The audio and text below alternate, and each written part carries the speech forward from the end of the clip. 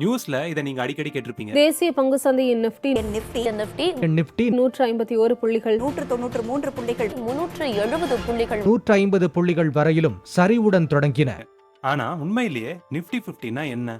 ஒரு கம்பெனியா, ஒரு ஷேரா, இல்ல வேற ஏதாவதா? இந்த வீடியோல நம்ம நிஃப்டி 50யோட ஃபுல் ஸ்டோரியை சிம்பிளிஃபை பண்ண போறோம். இந்த நிஃப்டி 50யை ஒரு அக்யூரேட்டான பெஞ்ச்மார்க்காக இருக்கணும்னு வருஷம் 1996 நேஷனல் ஸ்டாக் எக்ஸ்சேஞ்சில் தொடங்குறாங்க. இது பல பொது ஃபைனான்ஷியல் இன்ஸ்ட்ருமெண்ட்ஸ் உருவாக்குறதுக்காக உதவிச்சு. இண்டெக்ஸ் ஃபண்ட்ஸ், இடிஎஃப்ஸ்னு இன்வெஸ்டர்ஸை டாப் 50 கம்பெனிஸில் ஒரே சமயத்தில் இன்வெஸ்ட் பண்ணவும், ஃபியூச்சர்ஸ் அண்ட் ஆப்ஷன்ஸ்னு ஒரு புது ஈகோ சிஸ்டம் ட்ரேடர்ஸ்க்காகவும் உருவாச்சு. சிம்பிளாக சொல்லணும்னா நிஃப்டி 50 ஆரம்பிச்சதுலேருந்து இந்தியன் ஸ்டாக் மார்க்கெட் ரொம்பவே டிரான்ஸ்பரண்டாகவும் மாடர்னைஸ்டாகவும் ஆச்சு. நிஃப்டி 50யை நம்ம இந்தியன் கிரிக்கெட் டீம் மாதிரி நினச்சிக்கோங்க. எவ்வளவோ பிளேயர்ஸ் இருந்தும் 11 பேர் மட்டும்தான் விளையாட முடியுது. இதே மாதிரி நிஃப்டி 50ல இந்தியாவோட ஸ்ட்ராங்கான டாப் 50 கம்பெனிஸ் தான் இருக்கும். ரிலையன்ஸ், டிசிஎஸ், ஹெச்டிஎஃப்சி பேங்க்லாம் நம்ம டீமோட விராட் கோலி, ரோஹித் சர்மா, பும்ரா மாதிரி. டீம் சொல்றீங்க சரி, அப்போ இந்த 25,000ங்கிறது என்னது? டீமோட ஸ்கோரா? கரெக்ட். மேட்ச்ல ரோஹித் சர்மா செஞ்சுரி அடிச்சா டீமோட ஸ்கோர் ரொம்பவே மேல போகும். அதே மாதிரி ரிலையன்ஸ், ஹெச்டிஎஃப்சி ஷேர் பிரைஸ் ஏறும்போது நிஃப்டி வேகமா மேல போகும். ஏன்னா இந்த மாதிரி கம்பெனிஸ்க்கெல்லாம் வெயிட்டேஜ் ஜாஸ்தி.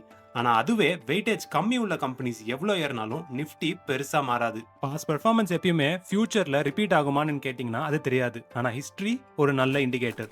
இந்த பல வருஷமா நிஃப்டியோட ரிட்டர்ன்ஸ் நீங்க பாத்தீங்கன்னா கன்சிஸ்டன்டா 12% 14% ரிட்டர்ன்ஸ் கொடுத்திருக்கு. இதை விட பல மடங்கு ரிட்டர்ன்ஸ் நிறைய ஸ்டாக்ஸ் கொடுத்திருந்தாலும் இந்த மாதிரி கன்சிஸ்டன்டா சேஃபா நம்ம வேற எங்கேயுமே பார்க்க முடியாது. ஆனா இந்த மாதிரி உங்களுக்கு ரிட்டர்ன்ஸ் வேணும்னா நீங்க உங்க இன்வெஸ்ட்மெண்ட்ஸை கன்சிஸ்டன்டா பண்ணணும். ரெகுலரா நீங்க வாங்குனீங்கன்னா மார்க்கெட் சிச்சுவேஷன் அப்ல இருந்தாலும் வாங்க போறீங்க, டவுன்ல இருந்தாலும் வாங்க போறீங்க.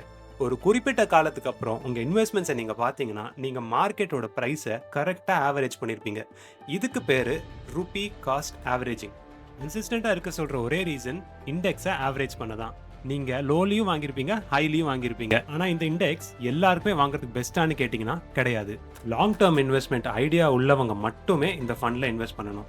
எனக்கு இந்த பணம் எப்ப தேவைப்படும்னே தெரியாதவங்க இந்த ஃபண்ட் பக்கமே வரக்கூடாது. உங்க பசங்க எதிர்காலத்துக்காக நீங்க சேர்க்குறீங்களா? இதை விட சேஃபான ஆப்ஷன் இந்தியன் மார்க்கெட்லயே கிடையாது. கடைசியா உங்களுக்கு ஒரு ஸ்டாக்கை எப்படி அனலைஸ் பண்ணி பிக் பண்றதுன்னு தெரியலனா இது ரொம்பவே பெஸ்டான ஆப்ஷன். உங்ககிட்ட ஒரு லாங் டேர்ம் விஷன் இருந்து நீங்க இன்வெஸ்ட் பண்ண தயாரா இருந்தீங்கன்னா நீங்க இன்வெஸ்ட் பண்ண சரியான தருணம் நேத்திக்கு. அடுத்த பெஸ்ட் தருணம் இந்த நிமிஷம் தான். நீங்க என்ன வேணாலும் பண்ணுங்க, ஆனா மார்க்கெட்டை மட்டும் டைம் பண்ண ட்ரை பண்ணாதீங்க. ஏன் அப்படிங்கறத நம்ம நெக்ஸ்ட் வீடியோல பார்க்கலாம்.